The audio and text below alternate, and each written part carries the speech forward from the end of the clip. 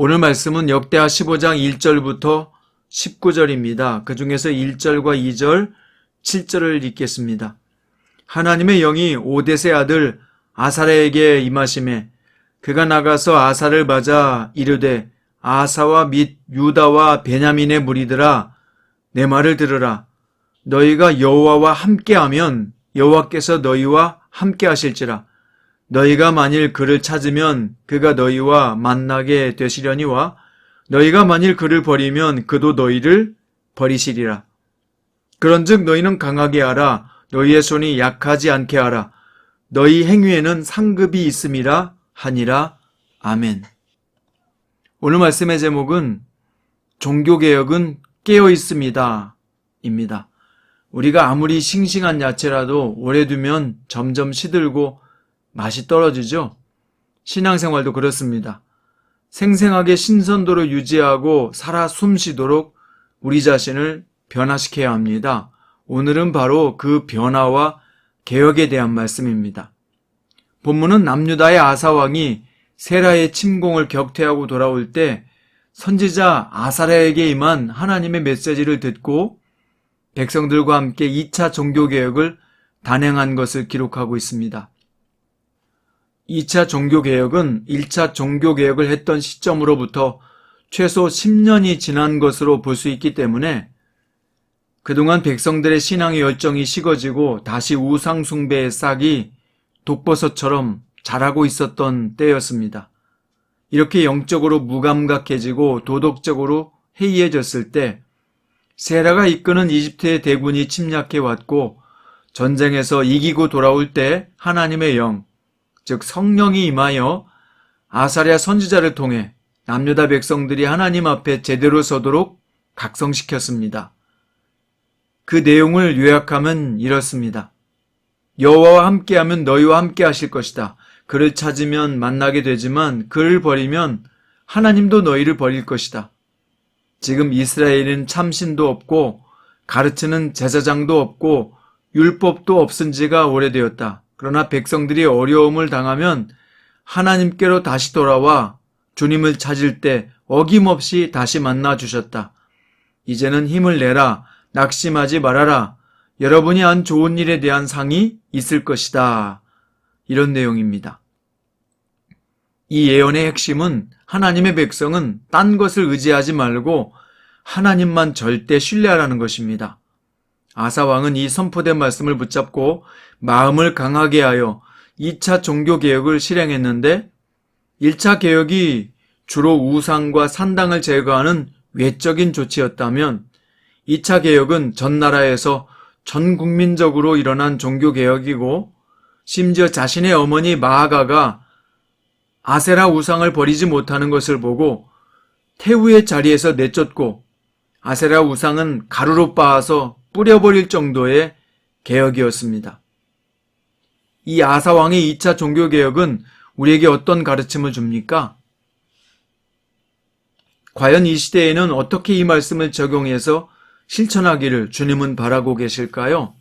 첫 번째, 신앙생활이란 근본적으로 끊임없는 자기 성찰이 있어야 된다는 것입니다. 다시 말하면 늘 깨어있는 신앙생활을 해야 한다는 것이죠. 깨어있는다는 게 뭡니까? 성경을 기준으로 삼아서 자신이 제대로 가고 있는지에 대한 점검이죠. 마치 예전에 운전할 때 내비가 없었을 때는 목적지로 가다가 중간중간 멈춰서 지도를 펴고 자신의 위치를 확인했던 것과 같습니다. 성경을 지식으로만 쌓으면 무슨 문제가 발생할까요? 자기 성찰을 안 하고 남을 판단하는 기준이 됩니다. 성경이 그렇게 되는 거예요. 그런 잘못된 적용을 잘했던 사람들이 바로 바리새인이었습니다. 예수님은 그들을 향해 회칠한 무덤 같다고 냉정하게 비판하지 않으셨습니까? 그러므로 내가 신앙생활을 몇십 년 해봤다. 내가 신앙이 몇 대째다.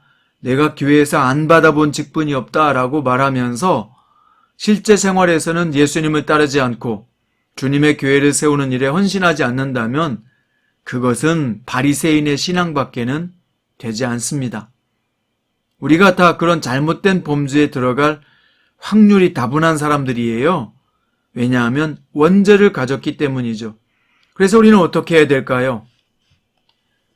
우리는 2차, 3차 죽을 때까지 종교개혁이 계속되어야 하는 사람들인 것입니다.